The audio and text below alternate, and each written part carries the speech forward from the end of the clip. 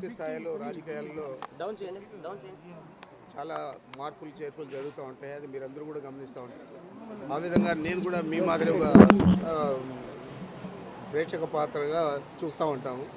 అయితే ఆచరణలో మేము ఏదైతే ఒక పద్ధతి ప్రకారం మొదటి నుంచి కూడా రాజకీయాలు నడిపామో ఆ విధంగానే జగన్మోహన్ రెడ్డి గారితో మేము మా రాజకీయ నేపథ్యం ఉంది కాబట్టి వారి కోసం మేము పనిచేయడానికి సిద్ధంగా ఉన్నాం.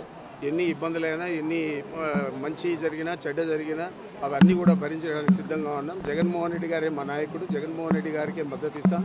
మరి కాంగ్రెస్ పార్టీ వచ్చినా పోయినా, కాంగ్రెస్ పార్టీలో ఎవరు చేరినా ఎవరు చేరకపోయినా, అదేవిధంగా తెలుగుదేశం పార్టీలో ఎవరు చేరినా ఎవరు చేరకపోయినా, చంద్రబాబు కాకపోతే ఇంకొక నాయకుడు తెలుగుదేశం పార్టీకి వచ్చినా కూడా మా నాయకుడు జగన్మోహన్ రెడ్డి గారు, మా నాయకుడికి మద్దతుగా నిలుస్తాం తప్ప వేరే ఆలోచన మేము చేయాల్సిన అవసరం లేదు. మీకు వేరే జవాబు కూడా చెప్పాల్సిన అవసరం లేదు. ముఖ్యమంత్రి గారు ఆ నైజం సోనియా గాంధీది, ఆ నైజం చంద్రబాబు నాయుడు గారిది.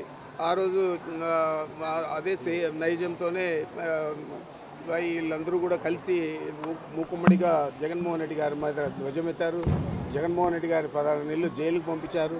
మరి అలాంటి వారందరూ ఈరోజు కుటుంబాలను కాదు మనుషులను కూడా చీల్చే పరిస్థితి ఉంది. కాబట్టి ఇవన్నీ కూడా జాగ్రత్తగా మేము గమనిస్తూ ఉన్నాం. అందుచేతే మేము జగన్మోహన్ రెడ్డి గారికి పూర్తి స్థాయిలో మద్దతు ఇచ్చి వారికి ఎలాంటి ఇబ్బంది లేకుండా తిరిగి అధికారంలోకి తీసుకొచ్చే విధంగా ప్రజలందరినీ కూడా మోటివేట్ చేయాలని చెప్పి ఆలోచన చేస్తాను. ప్రజలందరూ కూడా సిద్ధంగా ఉన్నారు. జగన్మోహన్ రెడ్డి గారిని ముఖ్యమంత్రిని చేయాలి. మరొక పర్యాయం మా కుటుంబాలు బాగుపడినాయి, మా జీవితాలు బాగుపడినాయి, మా ఊర్లు బాగుపడినాయి, మాకు ఎన్నో అభివృద్ధి కార్యక్రమాలు చేశాడు జగన్మోహన్ రెడ్డి గారు అని చెప్పి ఆలోచన చేస్తూ ఉన్నారు. కాబట్టి మేము వేరే చెప్పనక్కర్లేదు. ఎన్ని మాట్లాడినా ఏం చేసినా జగన్మోహన్ రెడ్డి గారే మా నాయకుడు. జగన్మోహన్ రెడ్డి గారికి పూర్తి స్థాయిలో ఈ రాష్ట్ర ప్రజలందరూ మద్దతు ఇస్తూ ఉన్నారు.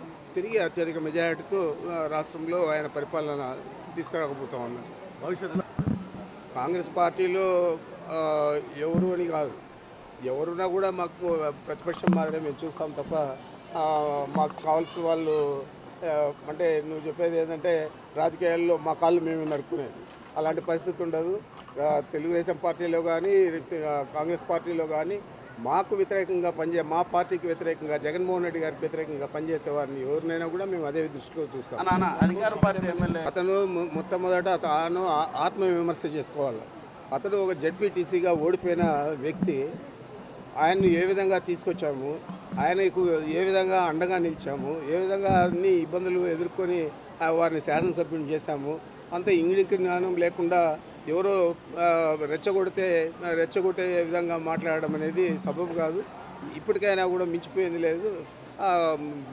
ఎంఎస్ బాబు ఆత్మవిమర్శన చేసుకొని తిరిగి వైఎస్ఆర్ కాంగ్రెస్ పార్టీకి మద్దతు ఇచ్చే పరిస్థితుల్లో ఉండాలి.